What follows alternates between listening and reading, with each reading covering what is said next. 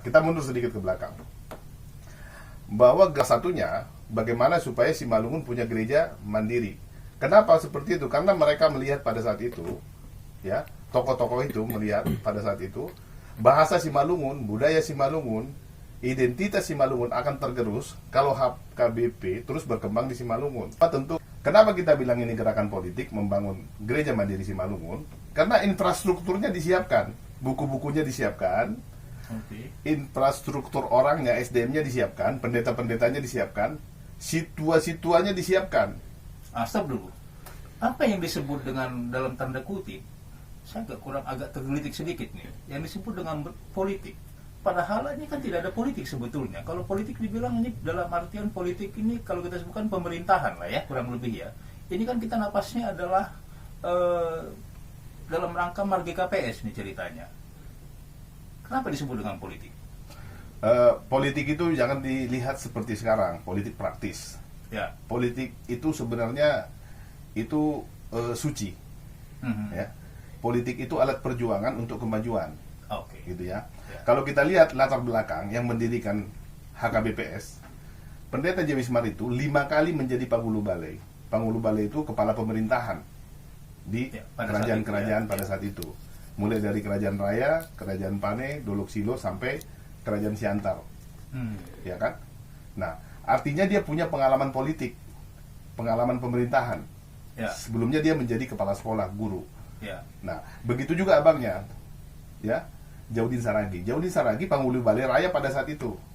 Nah, 1953 gerakan politik untuk memandirikan gereja Simalungun. Ya, jadi terminologi politik jangan diartikan sempit sebagai pragmatis. Politik itu murni, suci untuk tujuan memandirikan gereja Simalungun pada saat itu. Nah, gerakan itu kan bertumbuh, infrastrukturnya disiapkan, gerejanya berkembang. Nah, pada saat itu direklamasikanlah Sinode Bolon HKBP Simalungun.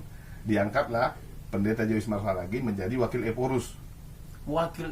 Menjadi wakil Eporus HKBP Simalungun dengan catatan setara dengan HKBP di Biar Raja. Artinya sama-sama pimpinan sinode, cuma di sini sebutannya wakil Eporus. Nah, tetap dia memiliki sekjen. Sekjennya Pendeta Awilmar Saragi. Nah, inilah yang terus menggagas ya kemandirian itu sampai 100% sampai 1962.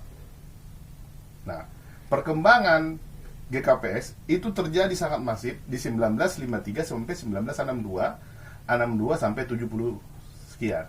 Di situ perkembangannya. Kan begitu. Makanya kalau kita lihat tadi pertanyaannya, bagaimana kepemimpinan GKPS selama periode-periode seperti yang kita sebutkan tadi? Ya, kepemimpinan yang paling sulit itu adalah 1953 sampai 1962. Paling sulit di situ. Tapi perkembangan itu justru terjadi di situ. Ya. Jadi ada tantangan, ya. Ada tantangan yang begitu besar, tapi kemauan untuk mandiri itu kuat. Gitu. Jadi ketika 1953, ya, kesepakatan itu tidak serta-merta didapatkan dengan mudah. Jadi peran dari Tuan Majapurba, Bupati pada saat itu, orang tuanya Dr. Darwan, itu sangat kuat sebenarnya, tapi tidak terlihat. Karena Pendeta J. Wismar memutus orang untuk menemui Tuan Majapurba, mengasih tahu bahwa kami akan memendirikan gereja HKBPS, gereja HKBP Simalungun, atau gereja mandiri Simalungun. Bagaimana pendapat Bupati? Dia bilang, saya dukung, tapi tidak kelihatan. Makanya terjadilah itu. Nah, makanya terjadi tidak ada konflik horizontal, ya, semua berjalan baik. Nah,